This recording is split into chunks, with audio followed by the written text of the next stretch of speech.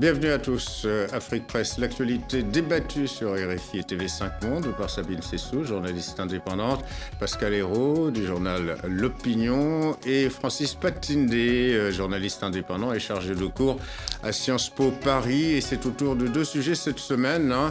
Les enjeux politiques autour des funérailles de l'opposant congolais Étienne Tshisekedi en RDC et puis au Cameroun, la poursuite de la fronde dans les régions anglophones et des leaders de cette contestation toujours en détention. Alors à quand les funérailles d'Étienne Tshisekedi alors que les restes de l'opposant congolais sont toujours en Belgique où il s'est éteint le 1er février? Eh bien les Congolais qui veulent lui rendre un dernier hommage ne sont toujours pas fixés. Ces obsèques sont pour l'instant hypothéquées par le bras de fer entre d'un côté la famille et les héritiers politiques de l'illustre défunt et de l'autre le pouvoir de Joseph Kabila. Le résumé du sujet par Laure de Matos de TV5 Monde. Le siège de l'UDPS, le parti de feu Étienne Tshisekedi. C'est le lieu où ceux qui souhaitent rendre hommage à l'ancien opposant décédé se rassemblent. Ce mardi matin, des chants de deuil en Tchiboula accompagnent les anonymes et les personnalités venues se recueillir. À l'image de Monseigneur Fridolin Ambongo, le vice-président de la conférence épiscopale de la RDC. Près de 2 semaines après la mort d'Étienne Tshisekedi, aucune date n'est fixée pour le retour de sa dépouille. La famille Tshisekedi et l'UDPS attendent des garanties du pouvoir. Ils craignent que des funérailles mal organisées ne suscitent des violences à Kinshasa. Il y aura d'ici peu des contacts, des discussions pour dégager un compromis qui va permettre à ce que le corps soit rapatrié et effectivement qu'on lui réserve les obsèques qui sont les obsèques grandioses parce que Tshisekedi a été grand. Des obsèques grandioses avant qu'Étienne Tshisekedi ne repose dans un mausolée. C'est l'autre point de désaccord entre les deux partis. L'UDPS a évoqué 2 sites symboliques au cœur de la capitale congolaise, le Palais du Peuple et les alentours du ministère de la Justice. Des propositions rejetées par le gouverneur de la ville-province de Kinshasa, mais le pouvoir se dit force de proposition. Le gouverneur de la ville a même pris la précaution de préparer 2 sites qu'il va soumettre au choix de la famille. Les travaux d'aménagement de ces sites ont même déjà commencé. On n'a pas attendu qu'ils reviennent. Ces obsèques, très politiques, butent aussi sur la question de la mise en œuvre effective de l'accord du 31 décembre dernier, censé sortir le pays de la crise liée au maintien au pouvoir de Joseph Kabila. Lundi, Félix Tshisekedi, le fils et successeur d'Étienne, a assuré qu'elle n'était pas une condition au retour de la dépouille de son père en RDC.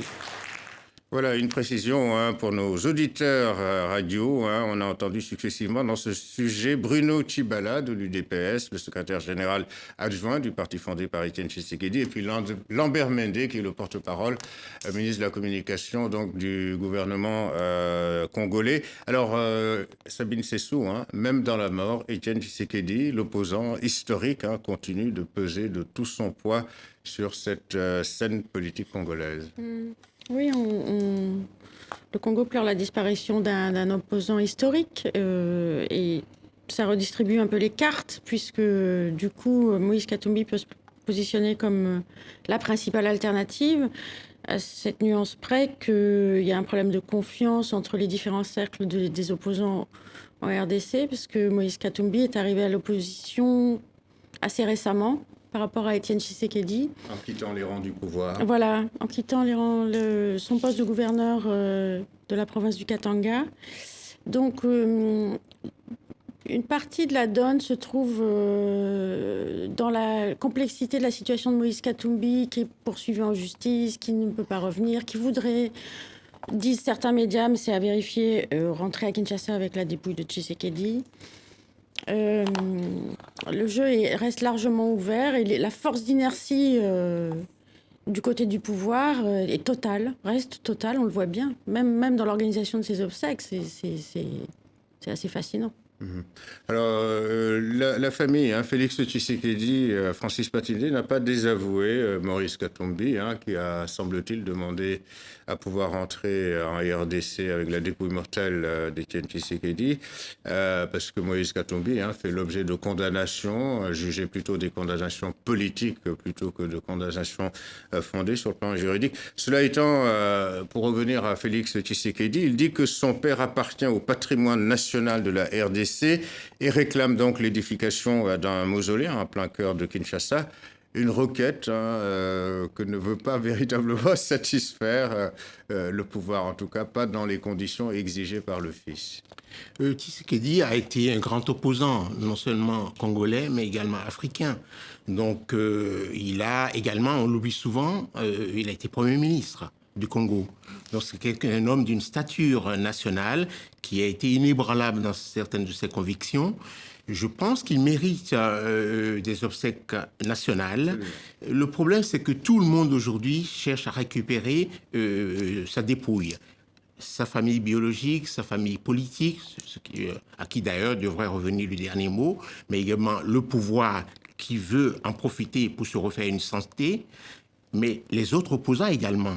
Vous parliez tout à l'heure de Moïse Katumbi, qui effectivement veut prendre ce train en marche pour retourner et profiter de recueillir les fruits de ces obsèques nationales. Je trouve qu'il faut respecter la mémoire du défunt, il faut respecter les volontés de sa famille et de ses amis politiques, à qui devrait revenir le dernier mot.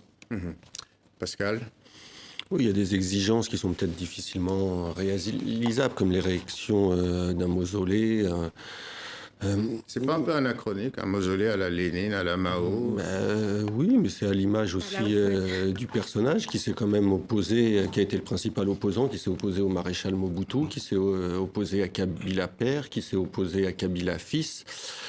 Alors, on est en plein bras de fer, on est dans l'impasse, on n'a pas de date de retour, avec d'un côté un pouvoir qui essaye de récupérer l'événement, qui veut l'organiser, qui veut le financer, qui veut en profiter aussi certainement pour gagner du temps et pour peser sur des négociations que le pouvoir pourrait aimer reprendre ou revoir à ses propres conditions. On sait que l'accord du 31 décembre n'a pas connu un début d'application. Puis d'un autre côté, on a la famille, on a l'UDPS qui est profondément divisée, ça il faut le savoir, entre les plus intransigeants qui incarnent la ligne ferme d'Étienne Tshisekedi et puis les plus modérés. Et au sein même de la famille, on était divisés. On sait que ces derniers mois, Madame Tshisekedi et Félix étaient plus enclines à négocier avec Kabila pour mettre en place un gouvernement de réconciliation, ou intérimaire. On est dans une situation institutionnelle inédite. Le mandat du chef de l'État s'est achevé en fin d'année. Donc on est dans ces jeux de pouvoir d'un côté et de l'autre. On ne sait pas quelle va être l'issue. Le temps, à mon avis, joue pour le président en place. Si c'était déjà sa stratégie, la stratégie du glissement. Après, il faut voir si l'UDPS va réussir à rester uni dans ces événements et à savoir si les pressions extérieures, la conférence épiscopale, l'Union européenne, l'Union africaine, qui ont aussi pris position pour l'application de cet accord, si tout le monde va rester soudé pour faire pression sur le pouvoir et pour qu'on puisse vraiment aboutir à une transition. On commence à voir des signes quand le pouvoir dit qu'il ne pourra peut-être pas organiser les élections à la fin d'année, qu'elles n'ont pas été budgétisées. C'est 1,5 milliard, c'est 3 élections, c'est des provinciales, des municipales et une élection présidentielle. Alors, Sabine, est-ce qu'il n'y a pas de crainte non plus de voir le rassemblement de l'opposition, ce mouvement qui a été fondé par Moïse Katumbi, Tshisekedi en Belgique, je crois que c'était en juin dernier, voir également ce mouvement menacé. D'ailleurs, l'une des conditions du retour du corps, mais ensuite la famille est revenue sur cette condition, était la nomination d'un Premier ministre issu des rangs du rassemblement de l'opposition. Je pense pas que le rassemblement soit fondamentalement menacé, parce qu'il y a quand même des enjeux politiques forts au Congo qui dépassent même la personne d'Étienne Tshisekedi. Je veux dire, le respect de la Constitution, l'organisation des élections, toute la société civile quand même est vent debout pour faire respecter les règles du jeu. Et la présence de cette plateforme de l'opposition me paraît pas remise en cause directement maintenant, non. D'accord. Sauf si, évidemment, l'UDPS éclate, explose, et ça, ce serait compliqué après à gérer. Ouais. Alors, Pascal a évoqué, Francis, les pressions, à la fois à l'intérieur et à l'extérieur. Mais il y a l'ONG de défense des droits de l'homme congolaise, La Voix des Sans-Voix, qui a tiré la sonnette d'alarme le week-end dernier en disant attention à cette instrumentalisation autour de la dépouille mortelle de Kabila, évidemment instrumentalisation par, je dirais, les deux bords, et disant clairement qu'il y a peut-être un risque d'un retour à la violence finalement. Je pense qu'ils ont raison parce que, au-delà de la dépouille mortelle, il y a quand même le Congo. Et c'est un pays qui est dans le provisoire qui dure. Donc je pense qu'il faut, il faut parer au plus pressé et que le pouvoir a tout intérêt à ce que ça dure. Parce qu'ils viennent de gagner dans un répit, un sursis d'1 an. Et je pense que, comme le disait Pascal tout à l'heure, rien n'est prêt, c'est pas budgétisé. Et il y a lieu de croire que M. Kabila joue de tout cela et qu'il prolonge son mandat. Donc il faut aller vite à ses obsèques et puis passer à autre chose. Parce qu'il y a une campagne après, il y a d'abord un gouvernement à mettre en place, il y a des mesures à prendre et aller rapidement aux élections. Pascal ? Ce qui est désolant, c'est que la RDC allait mieux il y a quelques années, il y a peut-être 3-4 ans. Il y avait eu ces brigades, ces interventions à l'Est, donc la situation sécuritaire avait tendance à s'arranger. Et aujourd'hui, on retrouve une situation économique qui est déplorable. Et je lisais ce matin la dernière note de Standard & Poor's. Il n'y a plus de réserve de change dans le pays. Il y a une inflation qui repart. La situation sécuritaire dans la province de Tanganyika est explosive. Il y a des combattants sud-soudanais qui passent la frontière. Absolument. Et même dans le Kasaï, c'est explosif avec cette secte qui est religieuse. Donc la situation est très précaire. On a plutôt intérêt à aller vite à ces élections et à repartir avec un gouvernement, un programme de travail et avoir en perspective des élections qui permettront d'assurer une transition qui pourrait... En tout cas, ce pourrissement de la situation ne peut que profiter à Kabila. Voilà, RFI TV5 Monde Afrique Presse, et l'on passe à notre deuxième sujet, cette contestation qui se poursuit dans les provinces anglophones du Cameroun. 2 provinces, des enseignants, des avocats sont en grève depuis plus de 2 mois pour protester contre la marginalisation sociale, économique et culturelle de leur région. Alors, l'armée a été déployée, Sabine, des manifestants réprimés, des contestataires arrêtés, déférés devant la justice. 3 procès ont été repoussés cette semaine. Alors, des élus du RDPC, le parti au pouvoir, sont intervenus auprès du président Paul Biya pour lui demander de faire preuve de mansuétude à l'égard de ces 3 leaders de l'opposition, dont un universitaire, un avocat, afin de les libérer. Mais ces mêmes élus, ces mêmes députés soutiennent son traitement de cette crise. Or, il se trouve que c'est un traitement plutôt musclé plutôt que politique. C'est-à-dire, il répond par la répression, je dirais, par une attitude très politique à des revendications qui ne sont pas politiques, somme toute. Oui.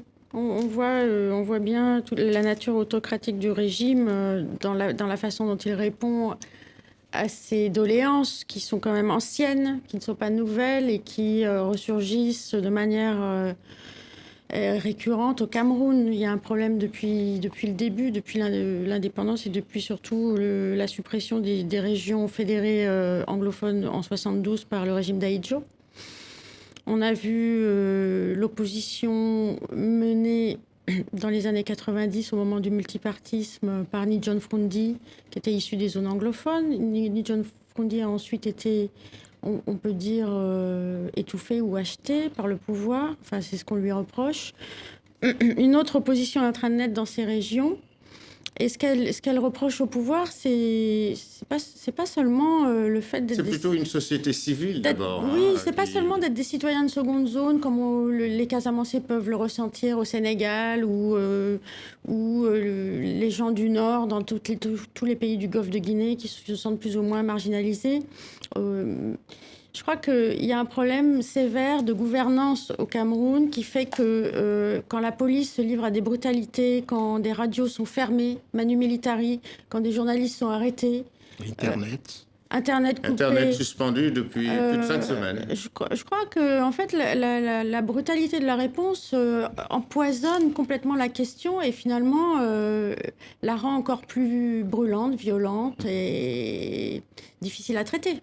L'attitude du gouvernement, du pouvoir de Yaoundé est d'autant plus mal ressentie qu'on l'avait déjà évoqué ici à ce plateau, sur ce plateau, et d'autant plus mal ressentie que ces deux régions anglophones pourvoient en grande partie les richesses du pays, pourvoient aux richesses du pays. C'est-à-dire les richesses du Cameroun dépendent à 80%, dit-on, des ressources qui proviennent notamment des ressources pétrolières de cette région, Francis. Oui, en effet, mais le vrai problème au-delà de la langue, parce que quand on dit que c'est des anglophones, la plupart d'entre eux parlent le pidgin, qui est en fait un créole, c'est pas l'anglais académique de Londres et tout. Au-delà de ça, c'est un problème de gouvernance, un problème de pouvoir qui se pose au Cameroun. Vous allez voir, c'est un glacis, c'est une chape de plomb sur ce pays depuis des années. Le président, on dit qu'il est arrivé au pouvoir en 1982, mais il était dans les allées du pouvoir. Il était à la présidence depuis 1962. Il n'y a aucune alternative. C'est un régime avec un scrutin uninominal à un tour, avec le nombre de mandats illimité. Le mandat lui-même dure 7 ans. Vous savez, et c'est un pouvoir vieillissant.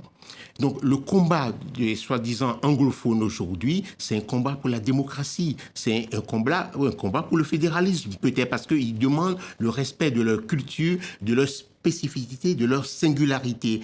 Mais ils se battent pour la démocratie au Cameroun. Et ce qui m'inquiète, moi, c'est le silence de John Froundi, par exemple. Je prends le SDF qui ne dit mot, et des intellectuels francophones camerounais, de nos amis journalistes, de nos amis avocats camerounais qui ne disent mot, parce qu'ils pensent que leur privilège en tant que francophone est mieux, alors que les gens se battent pour la démocratie.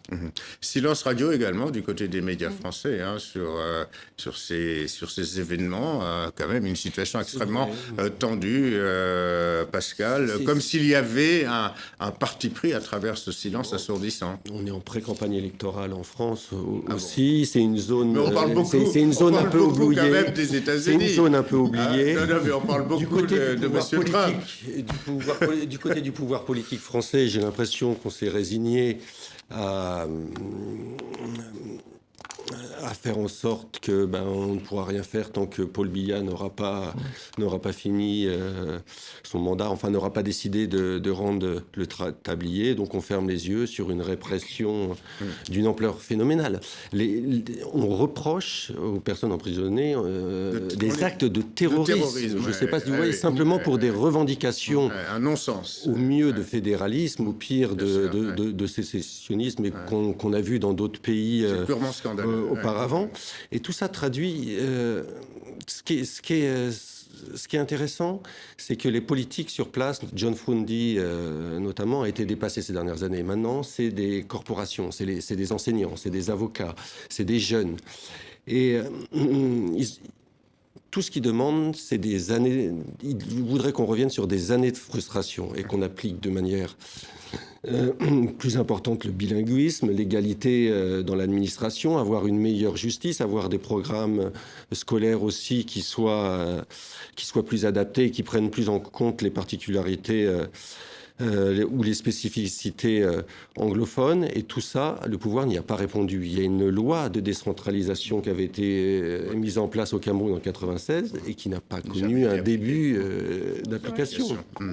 C'est intéressant cette histoire parce qu'on voit bien tout le hiatus qu'il peut y avoir entre l'Afrique anglophone et l'Afrique francophone. On a d'un côté une Afrique anglophone qui avance sur le plan de l'économie et on pourrait comprendre que les Camerounais, la partie anglophone du Cameroun s'identifie au Nigeria ou à une Afrique anglophone. Il y a ce risque déjà, en tout cas. Oui. Qui connaît l'alternance et certaines performances économiques, une forme d'indépendance économique intéressante, alors que l'Afrique francophone reste complètement à la traîne sur le plan de la gouvernance, surtout en Afrique centrale, et sur le plan de l'économie, c'est pas encore ça non plus. Alors, juste pour revenir sur cette coupure d'Internet, il y a aussi le fait que les envois d'argent des Camerounais expatriés des régions anglophones ne parviennent plus à envoyer de l'argent, là aussi depuis plusieurs semaines, quasiment depuis le début des remous. Et le Haut Commissariat de l'ONU aux droits de l'homme a dénoncé carrément une punition collective, accuse le pouvoir de Yaoundé de punition collective des populations. Mais c'est tout à fait exact. La répression frappe, c'est-à-dire de façon indiscriminée. Il y a des gens qui sont bastonnés. Il y a une volonté de couper ces deux régions du reste du pays. Il y a également le fait que on ait décidé de faire le procès de ces 3 personnes dont vous avez parlé tout à l'heure à Yaoundé, et que l'acte d'accusation était en français. Il a fallu traduire. La traduction était tellement mauvaise que les avocats ont reporté, mais également le fait qu'on les juge selon une loi de 2014 et qui a été prise pour combattre Boko Haram. Ils sont considérés comme étant des terroristes et ils risquent même la peine capitale. Même si la peine capitale n'est pas appliquée depuis des années au Cameroun, ils risquent la peine capitale.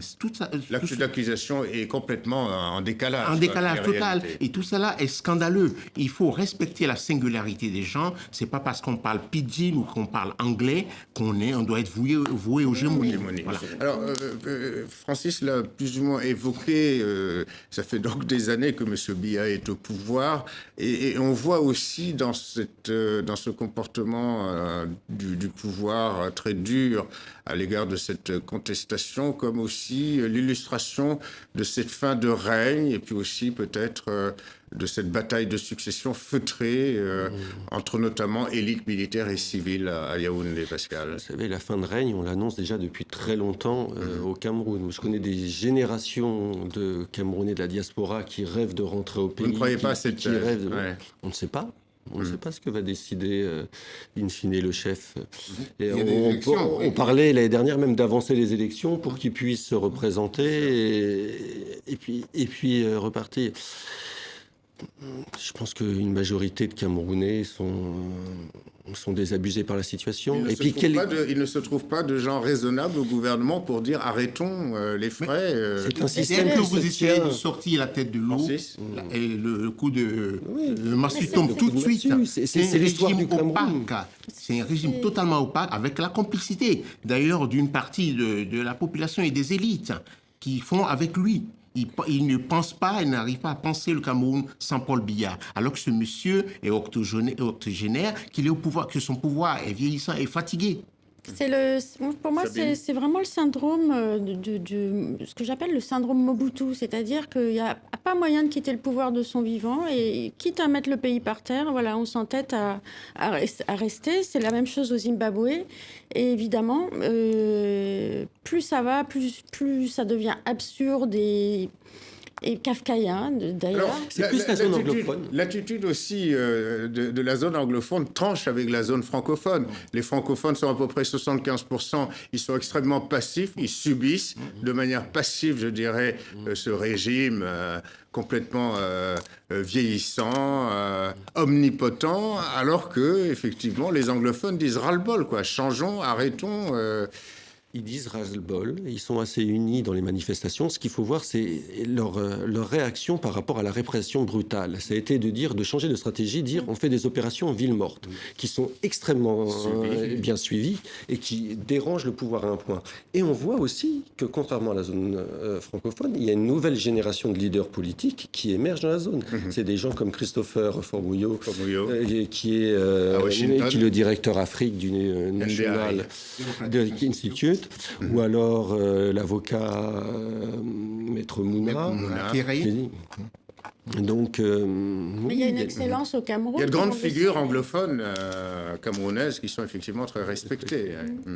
Et au-delà, il y a une excellence camerounaise qui fait briller le pays, malgré son régime, partout dans le monde. Il y a des Camerounais excellents partout. Donc vous ne voyez pas Paul Biya assouplir sa position, Francis, dans cette affaire ? Moi, je pense que par la répression et les manifestations, ça finira par gagner le reste du pays. Parce que les intérêts sont communs, au-delà des questions linguistiques et tout. Il y a une soif de démocratie. Il y a une population qui est extrêmement jeune au Cameroun et qui finira par dire son ras-le-bol à quelqu'un qui a fini son époque.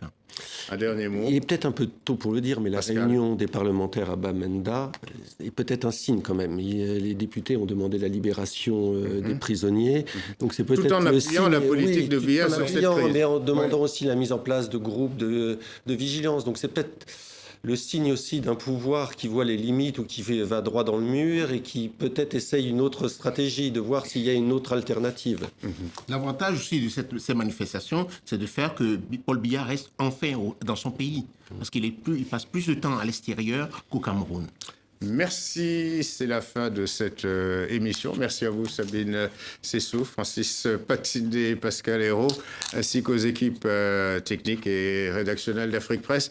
Cette édition est disponible sur les sites internet de RFI et de TV5 Monde. Encore grand merci de votre fidélité à Afrique Presse.